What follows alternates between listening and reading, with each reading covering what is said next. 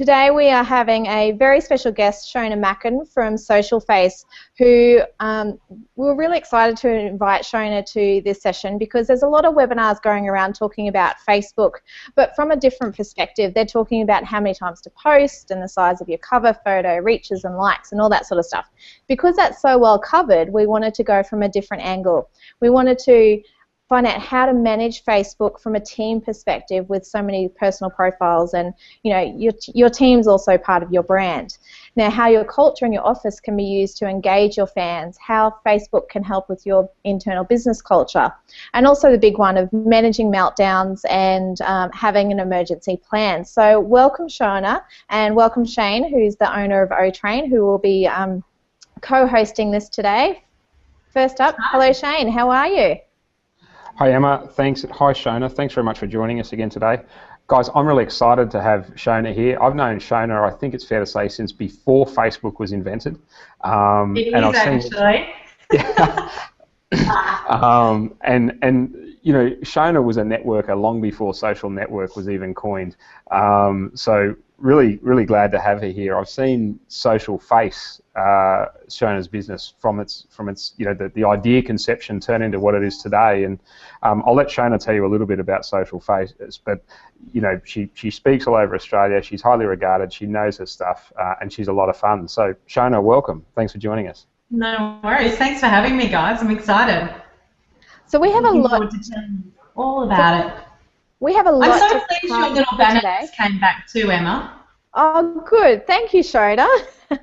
We just had a little bit of a tech issue at the beginning, but yeah, we're back into the swing of it now.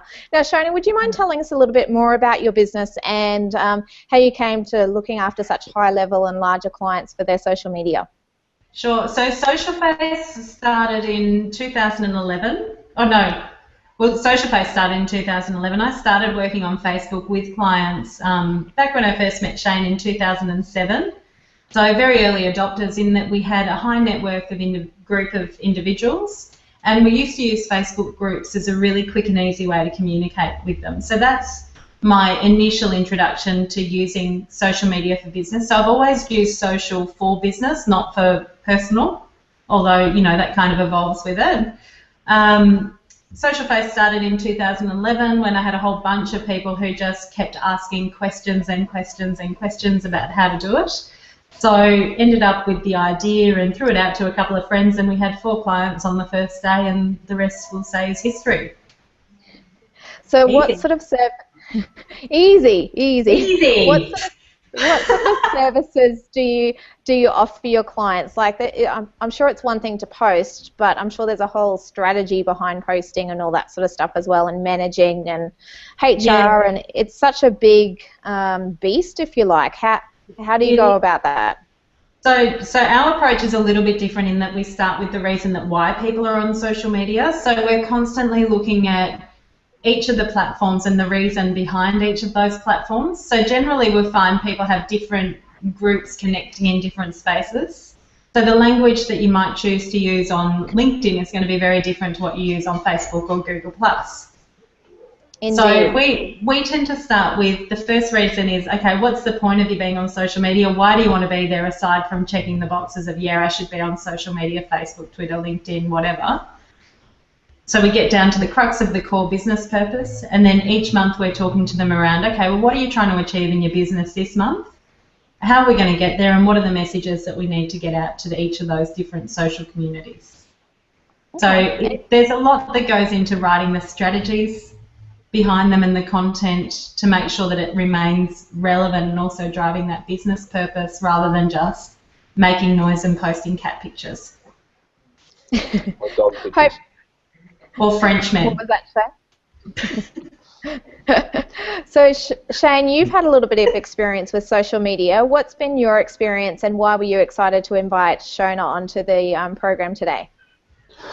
We use social media, as anybody who follows us knows, at Otrain, and personally, I guess I like, if we look at the workforce today, a large chunk of our workforce is on social media, and whether it's grandparents watching their grandchildren grow up from afar, or Generation Y who are using it to communicate with their, with their peers, it's kind of infiltrated our life. And what I guess I haven't seen is it infiltrate the workforce a great deal outside of the marketing realm.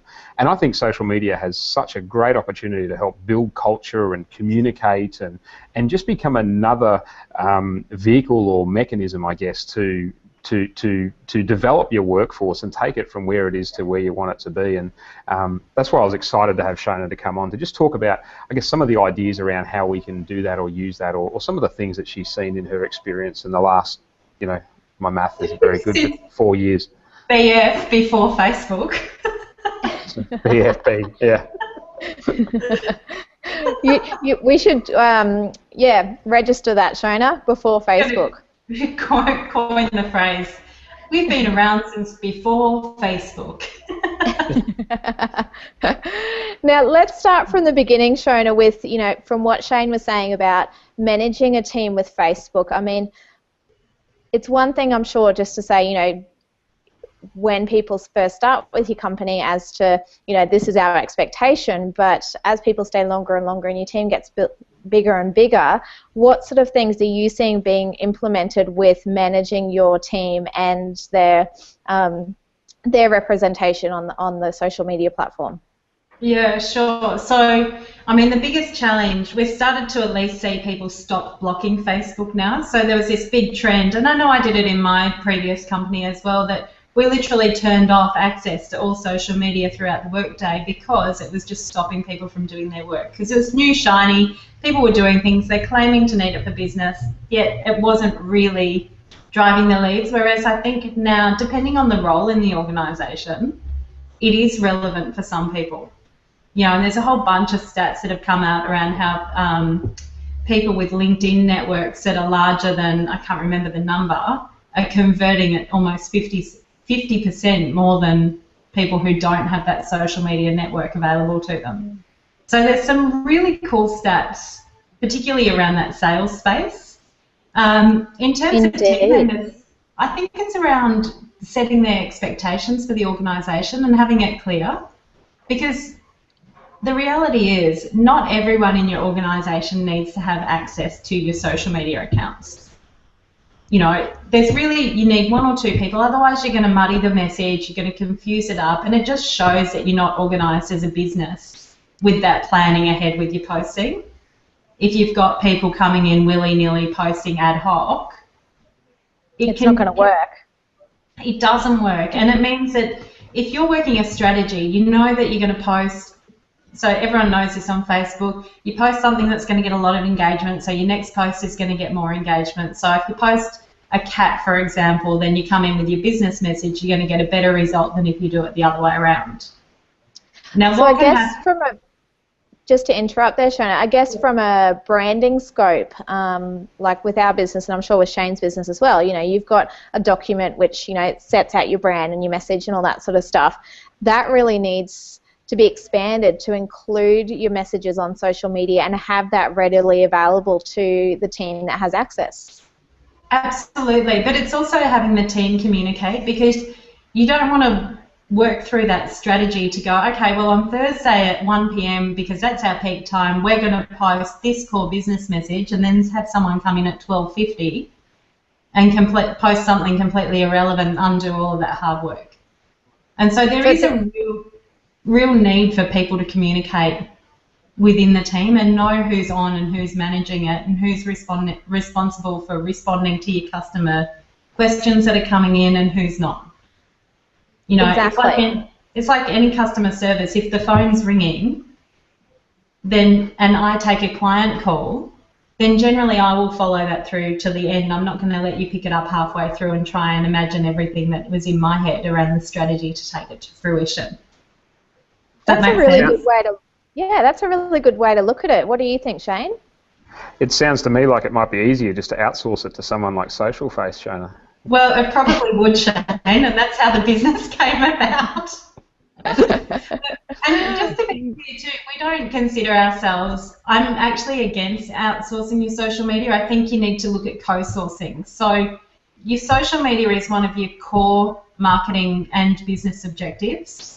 And so you need someone who's going to be on the team, who's going to take the time to understand your business, not someone that you can throw it at, abdicate responsibility and hope to hell it works. So you need, Totally agree. we So I work guess really that message is actively to consistent. understand. Sorry? I guess that message is consistent whether you're trying to communicate with, a customer or a potential customer and bring them into your brand, or whether you're trying to communicate with your workforce or your team and trying to, create a message or a sense of culture or whatever the case may be. So, well, it's the same with telesales, right? You don't pick up an outsourced telesales agency and go, oh, here's my list, go nuts. You're going to talk to them around, okay, well, this is the purpose of why I want you to ring all these people. This is the script that we've developed because this is the process that we know works for our client. And here's the checkpoints on when I want you to come back to me and tell me if it's working or not. You don't just let people go hell for leather with no direction. And it's the same with social. So you've got to be talking to whoever you're working with, whether or not it's an in-house team, a co-source agency, or an outsource agency. You have to be talking to them around what's the core purpose for it for our business right now, whether or not that's brand consistency, getting a new product out there, talking to your customers, recruiting new staff. It could be one of many things. Yep. But having that core reason what it is just so important.